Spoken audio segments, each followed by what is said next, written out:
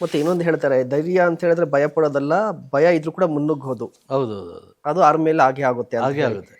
ಇನ್ನು ಮತ್ತೆ sir, retirement ಆದ ನಂತರ ನೀವು ಇಷ್ಟೆಲ್ಲ ಕೆಲಸ ಮಾಡಿದ್ರಿ, ಇಷ್ಟೆಲ್ಲ ಸೇವೆಯನ್ನು ಸಲ್ಲಿಸ್ತೀರಿ. ಅಲ್ಲಿ ಸೇನೆಯಲ್ಲಿ ಇದ್ದಾಗ ದೇಶವನ್ನು ನೋಡುವಂಥ ದೃಷ್ಟಿಕೋನವೇ ಬೇರೆ. ಹೌದು ಹೌದು. ಇಲ್ಲಿ ಸಿಟಿಜನ್ ಆಗಿ ಬಂದ ಮೇಲೆ ಏನಾದರೂ ಅನಿಸ್ತಾ, ಬೇಜಾರು ಏನಾದರೂ ಆಯ್ತಾ, ಅಥವಾ ಏನು ಚೇಂಜಸ್ ಅನ್ನಿಸ್ತು ನಿಮಗೆ? ಚೇಂಜ್ ಏನಿಲ್ಲ ಸರ್. ನಾನು ಆ್ಯಕ್ಚುಲಿ ನಾನು 2000 ಆಫ್ಟರ್ ಕಾರ್ಗಿಲ್ ಆದಮೇಲೆ ಕಾರ್ಗಿಲ್ ವಾರ್ಗೆ ಹೋಗಿದ್ದೆ ನಾವು. ಕಾರ್ಗಿಲ್ ವಾರ್ಗೆ ಹೋಗಿದ್ರಿ? ಕಾರ್ಗಿಲ್ ಹತ್ರನೇ ನಮ್ಮದು ಮೂವ್ ಆಗಿತ್ತು. ನಾಗಾಲ್ಯಾಂಡಿಂದನೇ ಮೂವ್ ಆಗಿದ್ರಿ ಕಾರ್ಗಿಲ್ಗೆ? ಕಾರ್ಗಿಲಿಂದ ನಮಗೆ ಮೂವ್ ಆಯಿತು. ಇದು ವಾರ್ಗೆ ಅಂತೇಳಿ ಮೂವ್ ಆಯಿತು. ಅಲ್ಲಿ ಆ ಏರಿಯಾದಲ್ಲಿ ಯಾರು ಇರ್ತಾರೆ, ಆ ಯೂನಿಟೇ ಅದನ್ನು ಮೂವ್ ಮಾಡ್ತಾರೆ.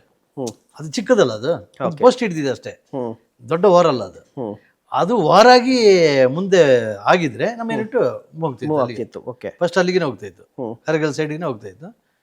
ನಾವು ಒಂದು ಟ್ರೈನಿಂಗಲ್ಲಿ ಒಂದು ಜಾಗದಲ್ಲಿ ಇದ್ದಿದ್ವಿ. ಇದು ಅದಾದ್ಮೇಲೆ ನಾನು ರಿಟೈರ್ಡ್ ಬಂದೆ, ವಾಲಂಟಿಯರ್ ತಗೊಂಡೆ. ಯಾಕಂದ್ರೆ ನಾನು ಕರಾಟೆಯಲ್ಲಿ ಇಂಟರ್ನ್ಯಾಷನಲ್ ಲೆವೆಲಲ್ಲಿ ಇದ್ದೆ. ಈ ಕೆಲಸ ಮಾಡ್ಕೊಂಡೆ ನಾನು ಆರ್ಮಿಯಿಂದ. ನಮಗೆ ಒಬ್ಬನ ಟೂರ್ನಮೆಂಟ್ ಎಲ್ಲ ಆದರೆ ನಮ್ಮ CO ಬಿಡ್ತಾ ಇದ್ರು. ಇನ್ನು ನಾನು ಇವಾಗ 20 ವರ್ಷ ಆಯಿತು ಸ್ಪೋರ್ಟ್ಸ್ ಆಗಲಿ, ಬೇರೆ ಆಪರೇಷನ್ಸ್ ಆಗಲಿ, ಕೆಲಸ ಆಗಲಿ ಆರ್ಮಿ ಎಲ್ಲ ಮಾಡಿ ಆಗಿದೆ. ಆವಾಗ ಒಂದು 20-25 ವರ್ಷ ಇತ್ತು. ಇನ್ನೊಂದು 5 ವರ್ಷದಲ್ಲಿ ನಾನು ಏಜ್ ಆಗಿ ಬಂದರೆ, ಗೊತ್ತಲ್ಲ ಆರ್ಮಿಯವರು ಬಂದರೆ ಇಲ್ಲಿ, ನೀವು ಕೇಳಿದ್ದು ಒಳ್ಳೆ ಕ್ವಶನ್. ಯಾಕಂದರೆ ಇದು ನನಗೆ ಅಂತ ಎಫೆಕ್ಟ್ ಅಲ್ಲ, ಟೋಟ್ಲಿ ಆಲ್ ಇಂಡಿಯಾದವರಿಗೆ. ನಾವು ಫುಲ್ ಸರ್ವಿಸ್ ಮಾಡಿ ಬಂದ ಅಂತಂದರೆ ಇಲ್ಲಿ ಬಂದು ಯಾರು ಕೆಲಸ ಕೊಡಲ್ಲ. ಒಂದು ಸೆಕ್ಯೂರಿಟಿ ಅಷ್ಟೇ ಇರೋದು. ನೀವು ಎಷ್ಟೇ ಓದಿರಲಿ ಏನೇ ಇರಲಿ, ಸೆಕ್ಯೂರಿಟಿ ಮಾತ್ರ ಕೊಡ್ತಾರೆ. ಸೆಕ್ಯೂರಿಟಿ ಮಾತ್ರ ಕೊಡ್ತಾರೆ. ಆ ಸೆಕ್ಯೂರಿಟಿಯಲ್ಲಿ ಒಂದು ಇಜ್ಜತ್ತಿಲ್ಲ, ರೆಸ್ಪೆಕ್ಟೇ ಇರೋದಿಲ್ಲ. ಬಾರ ಹೋಗೋ ಅದು ಸೆಕ್ಯೂರಿಟಿ ಅಂತ ಕರೀತಾರೆ. ಅದು ಆಗ ನಾನೊಂದು ಥಿಂಕ್ ಮಾಡಿ ಆಗಿದ್ಯಾ ಆ ಥರ ಏನಾದರೂ? ಆ ಥರ ಯಾರಾದರೂ ನಿಮ್ಮ ಹತ್ರ ಹೇಳ್ಕೊಂಡಿದ್ದುಂಟಾ ನಿಮಗೆ? ಸ್ವತಃ ಅನುಭವ ನೋಡಿದ್ದೆ, ಅದನ್ನ ಹೇಳಿದ್ರು. ಅದಕ್ಕೆ ನಾನು ಥಿಂಕ್ ಮಾಡಿದೆ, ನಾನು ಈಗ ಇಷ್ಟೆಲ್ಲ ಆಗಿದ್ದೀನಿ, ಆರ್ಮಿಯಲ್ಲಿ ಸೇವೆ ಮಾಡಿ ಆಯಿತು, ಇನ್ನು ಮಾಡೋದಕ್ಕೆ ಏನಿಲ್ಲ, ಏಜು ಆಗಿದೆ, ಇನ್ನು ನಾವು ಹೋಗಿ ಒಂದು ಸ್ವಲ್ಪ ಸೆಟ್ಲ್ ಮಾಡ್ಕೊಳ್ಳೋಣ, ನಮ್ಮ ಮಕ್ಕಳನ್ನೂ ಸ್ವಲ್ಪ ಮುಂದೆ ಏನೋ ಬರಬೇಕಲ್ಲ. ಹಂಗೆ ನಾನು ವಾಲಂಟಿಯರ್ ಬಂದೆ. ನಮ್ಮ ಮಿಸಸ್ ಗೌರ್ಮೆಂಟ್ ಜಾಬ್ ನರ್ಸ್ ಆಗಿದ್ರು, ಸಕಲೇಶ್ಪುರದಲ್ಲಿದ್ದರು. ಬೆಂಗಳೂರಿಗೆ ಟ್ರಾನ್ಸ್ಫರ್ ಮಾಡಿಕೊಂಡೆ. ಬೆಂಗಳೂರು ಬಂದು ನಾನು ಒಂದು ಬ್ಯಾಂಕಲ್ಲಿ ಕೆಲಸದಲ್ಲಿದ್ದೆ, ಇನ್ನೊಂದು ಕಂಪನಿಯಲ್ಲಿ ಸೀಸಿಂಗ್ ಕಂಪನಿಯಲ್ಲಿದ್ದೆ, ಅಲ್ಲಿ ಸೆಕ್ಯೂರಿಟಿ ಕಂಪನಿ ಮಾಡಿದ್ದೆ, ಟೋಲಲ್ಲಿದ್ದೆ, ತುಂಬ ಕೆಲಸ ಮಾಡಿದೆ. ಅದ್ರ ಜೊತೆಲಿ ಕರಾಟೆನೇ ಮಾಡ್ತಾಯಿದ್ದೆ. ಈಗ ನಾನು ಏನು ಮಾಡಿದೆ ಅಂತಂದರೆ, ಇದು ಸ್ವಂತ school, neon Goju Ryu sports karate school ಅಂತ ಮಾಡಿದ್ದೀನಿ. ಅದರಲ್ಲಿ ಬಂದು ತುಂಬ ಸ್ಕೂಲ್ಸು ಅದೆಲ್ಲ ಹೋಗ್ತಾ ಇದ್ದೀನಿ. ನಾನು ಕೂಡ ಈ ಹಿಂದೆ ಮಾತನಾಡಿದಾಗ, ಈ ಎಕ್ಸ್ ಆರ್ಮಿಗಳನ್ನ ಮಾತಾಡಿದಾಗ, ಇತ್ತೀಚೆಗೆ ಕೂಡ ನಂಗೆ ಸಿಕ್ಕಿದ್ರು ತುಂಬ ಜನ. ಸಿಕ್ಕಿದಾಗ ಏನು ಹೇಳ್ತಾರೆ ಅಂತ ಹೇಳಿದ್ರೆ, ಅವ್ರು ಹೇಳ್ಕೊಳ್ಳೋರ್ಗೆ ಗೊತ್ತೇ ಆಗೋದಿಲ್ಲ ನಮಗೆ, ಅವರು ಮಾಜಿ ಸೈನಿಕರಾಗಿರ್ತಾರೆ, ಏನು ಗೊತ್ತಾಗೋದಿಲ್ಲ. ಬಟ್ ರೆಸ್ಪೆಕ್ಟ್ ಅಂತ ಬಂದಾಗ ಅವರೇ ಹೇಳ್ಕೊಂಡಿದ್ದುಂಟು, ಕಣ್ಣೀರು ಹಾಕಿದ್ದುಂಟು. ಇದು ನೋಡಿದಾಗ ನಿಮ್ಗೆ ಏನು ಅನ್ಸುತ್ತೆ? ಏನು ಚೇಂಜ್ ಹೇಳಿದ? ಇವಾಗ ನಾವು ಆರ್ಮಿಲಿ ಒಂದು ರೆಸ್ಪೆಕ್ಟ್ ಡ್ಯೂಟಿ ಮಾಡಿ ಬಂದಿರ್ತೀವಿ. ಈಗ ನಾವು ಸೀನಿಯರ್ಸ್ಗೆ ತುಂಬ ರೆಸ್ಪೆಕ್ಟ್ ಕೊಡ್ತೀವಿ. ಒಂದು ಸೀನಿಯರ್ ಅದು, ಒಂದು ರ್ಯಾಂಕ್ ಸೀನಿಯರ್ ಆದ್ರೂ ರೆಸ್ಪೆಕ್ಟು. ಅದಲ್ಲದೆ ಆಫೀಸರ್ಸ್ಗೂ ನಮ್ಮ ಆರ್ಮಿಲಿ ಅಂದರೆ ಯಾವುದೇ ಕೆಲಸಕ್ಕೆ ಆಗೋಲ್ಲ ಅಂತ ಹೇಳಲ್ಲ. ಆಗೋಲ್ಲ ಅಂತ ಹೇಳಿದ್ರೆ ಅವ್ನು ಲೈಕ್ ಇಲ್ಲ. ಆ ಥರ ನಾವು ಕೆಲಸ ಮಾಡಿ ಬಂದಿರೋರು ಒಂದು ಎಲ್ಲ ಕೆಲಸಕ್ಕೂ ರೆಡಿ ಇದ್ವಿ. ಇಲ್ಲಿ ಬಂದ ಮೇಲೆ ನಮಗೆ ಅಂಥ ಕೆಲಸ ಸಿಗೋದೇ ಇಲ್ಲ. ಒಂದು ಎಜುಕೇಟ್ ಇರುತ್ತೆ. ಈಗಿನ ಕಾಲದಲ್ಲಿ ಎಜುಕೇಷನ್ ಅಂದರೆ BCom ಮಾಡಿದರೆ ಮಾತ್ರ ಬ್ಯಾಂಕಲ್ಲಿ ಇತ್ತು. ಇವಾಗ BCom ಅಲ್ಲ, BA ಮಾಡಿದ್ರು ಬ್ಯಾಂಕಲ್ಲಿ ಹೋಗ್ತಾರೆ. ಮೊದಲೆಲ್ಲ ಇದೇ ಮಾಡ್ಬೋದು, ಒಳ್ಳೊಳ್ಳೆ ಕೆಲಸನೂ ಕೊಡ್ಬೋದು. ಒಳ್ಳೆ ಕೆಲಸ ಕೊಡೋದೇ ಇಲ್ಲ ಯಾರು. ಒಂದು ಸೆಕ್ಯೂರಿಟಿ ಆಫೀಸರ್, ಸೆಕ್ಯೂರಿಟಿ ಆಫೀಸರ್ ಈ ಥರ ಇದೆ, ಬೇರೆ ಏನೂ ಕೆಲಸ ಇಲ್ಲ. ಮತ್ತೆ ಮನೆ ಅಂತ ಕಟ್ಕೊಳ್ಳಿಕ್ಕೆ ಒಂದಿಷ್ಟು ಜಮೀನು ಕೊಡ್ತಾರೆ ಅಂತ ಹೇಳ್ತಾರೆ. ಆ ಜಮೀನು ಕೂಡ ಕೊಟ್ಟಂಗೆ ಕೊಡ್ತಾರೆ, ಅದು ಕೊಟ್ಟಂಗೂ ಗೊತ್ತಲ್ಲ, ಕೊಡ್ದಂಗೂ ಗೊತ್ತಾಗಲ್ಲ. ಅದಕ್ಕೂ ಕೂಡ ಅಲಿತಾ ಇರಬೇಕು. ಮತ್ತೆ ಯಾವುದಾದ್ರೂ ಈ ಗೌರ್ಮೆಂಟ್ ಆಫೀಸ್ಗಳಿಗೆ ಏನಾದರೂ ಹೋದರೆ ನಾವು ಎಕ್ಸ್ ಆರ್ಮಿ ಅಂತ ಹೇಳ್ಕೊಂಡು ಕೂಡ ರೆಸ್ಪೆಕ್ಟ್ ಕೊಡಲ್ಲ ಅಂತ ಎಷ್ಟೋ ಜನ ಹೇಳ್ಕೊಂಡಿದ್ದಾರೆ ನನ್ನ ಹತ್ರ. ಈಗ ನಾವು ಆರ್ಮಿ ಅಂತೇಳಿ, ಈಗ ನಂದೇ ಇದು ಹೇಳ್ತೀನಿ. ಈಗ ನಾನು ರಿಟೈರ್ಡಾಗಿ ಬಂದಮೇಲೆ ನಾನೊಂದು 2-3 ಕೆಲಸಕ್ಕೆ ಆ ಕಡೆ ಗೌರ್ಮೆಂಟಿದೆ ಒಂದು ಇದಕ್ಕೆ ಹೋಗಿದ್ದೆ. ಆರ್ಮಿಯವ್ರು ಅಂತ ಹೇಳಿದ್ರೆ ಸಪ್ರೇಟ್ ಕೊಡಿಸ್ತಾರೆ. ಸಿವಿಲಿಯನ್ ಅಂತ ಹೇಳಿದ್ರೆ ಅವನು ಇನ್ನು ಯಾರೋ ಗೊತ್ತಿರೋನು ಇರ್ತಾರೆ, ರೆಕಮೆಂಡ್ ಇರುತ್ತೆ, ಅವನಿಗೆ ಫಸ್ಟ್ ಕೊಡ್ತಾರೆ. ಆ ಥರ ಇದೆ. ಅಲ್ಲಿ ಏನಂತ ಹೇಳಿದ್ರೆ, ಈಗ ನಾವು ಒಂದು ಪಂಚಾಯತಿಗೆ ಹೋಗಲಿ, DC ಆಫೀಸಿಗೆ ಹೋಗಲಿ, ಒಂದು ಏನಿದ್ರು ಎಲ್ಲರಿಗೂ ದುಡ್ಡು ಅಂತೇಳಿ ಇರೋರನ್ನೇ ಅಲ್ಲಿ ಒಳಗೆ ಬಿಡೋದು. ನಾವು ಒಂದು ಆರ್ಮಿಯವರು ಅಂತೇಳಿ ನಾವು ಧೈರ್ಯದಿಂದ ಒಂದು ಖುಷಿಯಿಂದ ಹೋಗೋದು, ಐ ಕಾರ್ಡ್ ತಗೊಂಡು. ಆರ್ಮಿಯವರು, ನಾವು ಎಕ್ಸ್ ಆರ್ಮಿಯವರು ಅಂತ. ಎಕ್ಸ್ ಆರ್ಮಿ ಇದ್ದರೆ ನಿಮ್ದು ಇಲ್ಲಿ ಏನು ನಡೆಯಲ್ಲ ಅಂತ ಹೇಳ್ತಾರೆ.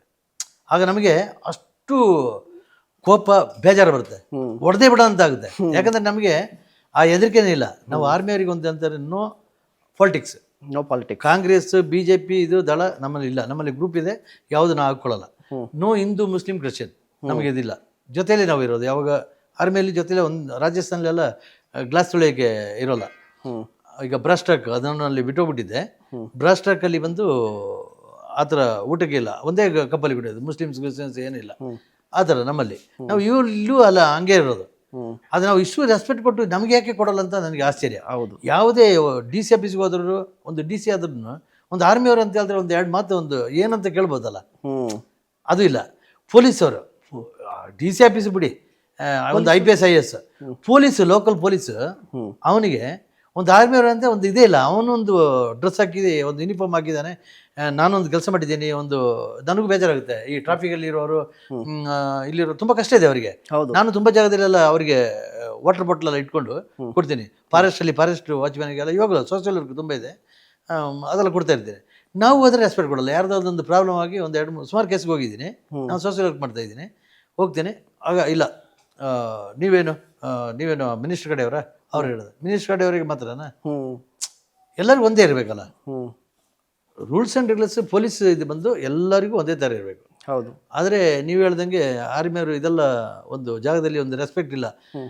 ಪೊಲೀಸ್ ಸ್ಟೇಷನ್ ರೆಸ್ಪೆಕ್ಟ್ ಇಲ್ಲ, ಇದು ರೆವಿನ್ಯೂಗೆ ಹೋದರೆ ಇಲ್ಲ, DC ಆಫೀಸ್ಗೆ ಹೋದರೆ ಇಲ್ಲ, ಯಾವುದ್ರೂ ನಮಗಿಲ್ಲ. ಈಗ ಜಾಗದ ಕೇಳಿದ್ದೀರಾ, ಆಶ್ರಯ ಯೋಜನೆ ಹೊರದೇಶದಿಂದ ಬಂದವರಿಗೆ ಆಶ್ರಯ ಯೋಜನೆ ಕೊಡ್ತಾರೆ. ಎಲ್ಲಿಂದ? ಬಾಂಗ್ಲಾದೇಶ, ಇಲ್ಲಿಂದ ಬಂದವರು, ಅವ್ರಿಗೇನು ಗೊತ್ತೇ ಇಲ್ಲ. ಅದನ್ನ ವೋಟರ್ ID ಅದು ಇದು ಮಾಡ್ಕೊಂಡು ಇವಾಗ ಗೊತ್ತಿದೆಯಲ್ಲ. ಇವಾಗ 20 ಲಕ್ಷ ಜನರು ಇದು ಬೆಂಗಳೂರಲ್ಲಿದ್ದಾರಂತೆ. ಹೌದು. 20 ಲಕ್ಷ ಜನ ಇಲ್ಲಿದ್ದಾರೆ. ಹೌದು. ಈಗ ಆಟೋದಲ್ಲಿ ಮೊನ್ನೆ ನಾನು 2-3 ಆಟೋ ನೋಡಿ, ಆಟೋದಲ್ಲಿ ಬಂದು ಬಂಗಾಳಿಯವರು ಬರ್ತಾರೆ, ಅಲ್ಲೆಲ್ಲ ಬರ್ತಾರೆ. ಅವರಿಗೆ ಇವಾಗ ಮೊನ್ನೆ ಸೈಟ್ ಇದಾಯ್ತಲ್ಲ, ಅಲ್ಲಿ ಏನೋ ಕಮ್ಮಿ ಇತ್ತೆ ಅಂತೆ ಜನ, ಈಗ ಡಬಲ್ ಆಗಿದೆ ಅಂತೆ ನಾವು ಇದ್ದೀವಿ ಅಂತೇಳಿ. ಆಗ ಅವ್ರನ್ನ ಪರಿಶೀಲನೆ ಮಾಡ್ಬೇಕಲ್ಲ ಯಾರು ಅಂತೇಳಿ. ಹೌದು. ಆಗ ಅವರಿಗೆಲ್ಲ ಕೊಡ್ತಾರೆ. ನಮ್ಮ ಆರ್ಮಿ ಎಕ್ಸ್ ಅವರಿಗೆ ಕೊಡೋದಿಲ್ಲ. ಒಂದು ಗೌರ್ಮೆಂಟ್ ಜಾಗ ಇದೆ, ಒಂದು 30-40 ಆದ್ರೂ ಕೊಡ್ಲಿ. ಹೌದು. ಬೇಕಾದ್ರೆ ಅದರಲ್ಲಿ ಅರ್ಧ ದುಡ್ಡು ತಗೊಳ್ಳಿ, ನಾವು ಫ್ರೀ ಪುಕ್ಕಟ್ಟೆ ಬೇಡ ಅಂತ ಹೇಳಿಲ್ಲ. ಆರ್ಮಿ ಜಾಗ ಅಂತ ಹೇಳ್ತಾರೆ, ಎಲ್ಲಿ ಜಾಗ ಇದೆ? ಎಲ್ಲ ದೊಡ್ಡ ದೊಡ್ಡವರು ಪೊಲಿಟಿಕ್ಸ್ ಅವರಿಗೆ ಎಂಕರೇಜ್ಮೆಂಟ್. 100 ಎಕರೆ 200 ಎಕರೆ 1000 ಎಕರೆ ಕುಟ ಅಂತ ಜಾಗ ಇದೆ ಕೊಡಗಲ್ಲಿ. 1000 ಎಕರೆ 2 ಹೂವಿನಕಡೆ ಎಸ್ಟೇಟ್, ಫೀತ್ ಎಸ್ಟೇಟ್ ಹೇಳಿದೆ. 1000 ಎಕರೆ ಪೈಸಾ ಇದೆ ಅವ್ರಿಗೆ. ಅವ್ರನ್ನ ಕೇಳೋದೇ ಇಲ್ಲ ಅಲ್ಲ. ಆಗ ಚಿಕ್ಕಮಗಳೂರು ಆ ಕಡೆ ಈ ಕಡೆ ಕೊಡಗು ಎಲ್ಲ 100 ಎಕರೆ 200 ಎಕರೆ 300 ಎಕರೆ ಇದೆ. ಒಂದು ನಾನು ನೋಡಿದಂಗೆ ನಮ್ಮ ಊರಿಗೆ ಹೋಗುವಲ್ಲಿ ಒಂದು ಟಿ ಎಸ್ಟೇಟ್ ಇದೆ. ಅದೊಂದು ಮನೆಯವರು ಒಂದು ಫ್ಯಾಮಿಲಿಯವರು ಬರೆದು ಕೊಟ್ಟಿದ್ದಾರೆ 100 ಇಯರ್ಸಿಗೆ ಭೋಗ್ಯ ಅಂತೇಳಿ. ಅದು ಮುಗಿದೋಗ್ಬಿಟ್ಟಿದೆ. ಆ ಕಾಡು ಹಂಗೆ ಬಿದ್ದಿದೆ. ಅದನ್ನು ಒಂದೊಂದು ಎಕರೆ ಕೊಟ್ಟರು ಒಂದು ಕೊಡಗಿಲಿರೋ ಎಲ್ಲ ಚೇಂಜರ್ಗೆ ಆಗ್ಬಿಡ್ತಾರೆ. ನಾನು ಕೊನೆಯದಾಗಿ ಇನ್ನೊಂದು ಪ್ರಶ್ನೆ ಕೇಳಬೇಕು ಅನ್ಕೊಂಡಿದ್ದೀನಿ ಸರ್. ನೀವಾಗಲೇ ಪಾಲಿಟಿಕ್ಸ್ ಬಗ್ಗೆ ಮಾತನಾಡಿದ್ರಿ, ಹಿಂದೂ ಮುಸ್ಲಿಂ ವಿಚಾರಕ್ಕೆ ಬಂದರೆ ಮಾತಾಡಿದ್ರಿ. ಈಗ ಈ ದೇಶದಲ್ಲಿ ಏನಾಗಿದೆ ಅಂದರೆ ಎಲ್ಲವೂ ಕೂಡ ಪಾಲಿಟಿಕ್ಸ್ ಆಗಿದೆ, ಮತ್ತು ಹಿಂದೂ ಮುಸ್ಲಿಂ ಅನ್ನೋದು ಇನ್ನೂ ಜಾಸ್ತಿ ಆಗಿದೆ. ಹೌದು. ಏನು ಹೇಳ್ತಿದೆ ಎಕ್ಸ್ ಆರ್ಮಿ ಆಗಿ? ನಾವು ಹೇಳೋದಂದರೆ, ಈಗ ಆ ಕಾಲದಲ್ಲಿ ಸ್ವತಂತ್ರ ಆಗುವಾಗ ಹೆಂಗಿತ್ತು, ಹಿಂದೂ ಮುಸ್ಲಿಂ ಕ್ರಿಶ್ಚಿಯನ್ ಅಂತ.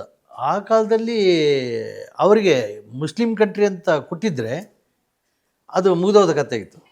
ಇಲ್ಲಿ ಯಾರು ಹಿಂದೂ ಮುಸ್ಲಿಮ್ಸ್ ಇರಬಾರ್ದು, ಓನ್ಲಿ ಹಿಂದೂಸ್ತಾನೇ ಇರಬೇಕು ಅಂತ ಹೇಳ್ಬೇಕಾಯ್ತು. ಅದು ಮಾಡಿಲ್ಲ, ಅದು ದೊಡ್ಡ ತಪ್ಪು. ಅದು ಯಾರನ್ನ ನಾವು ಬ್ಲೇಮ್ ಮಾಡಲ್ಲ. ಆದರೆ ಆ ಕಾಲದಲ್ಲಿ ಗಾಂಧೀಜಿ ಆಗಿರಲಿ, ಬೇರೆ ಅವರಲ್ಲಿ ವಲ್ಲಭಾಯಿ ಪಟೇಲ್ ಆಗಿರಲಿ, ಸುಭಾಷ್ ಚಂದ್ರ ಬೋಸ್, ಯಾರನ್ನೂ ಇದು ಮಾಡಲ್ಲ. ಆದರೆ ಆ ಕಂಟ್ರಿ ಅಂತ ಬಿಡಬೇಕಾದ್ರೆ ಮುಸ್ಲಿಂ ಕಂಟ್ರಿ ಅಂತ ಕೊಟ್ಟು ಬಿಡ್ಬೇಕಾಯ್ತಲ್ಲ. ಅದು ಹಿಂದೂ ಕಂಟ್ರಿ ಅಂತ ಗಲಾಟೆ ಇರ್ತಿದ್ದಿಲ್ಲ. ಅದು ಆಗೋಯ್ತು.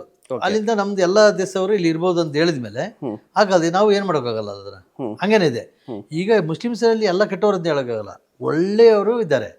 ಇದರಲ್ಲಿ ಎಲ್ಲಿಂದನೋ ಉಗ್ರವಾದಿಗಳನ್ನ ತಯಾರು ಮಾಡಿ ಇಲ್ಲಿ ಕಳಿಸ್ತಾರಲ್ಲ, ಅವರೇ ಇದೆಲ್ಲ ಮಾಡ್ತಾ ಇರೋದು.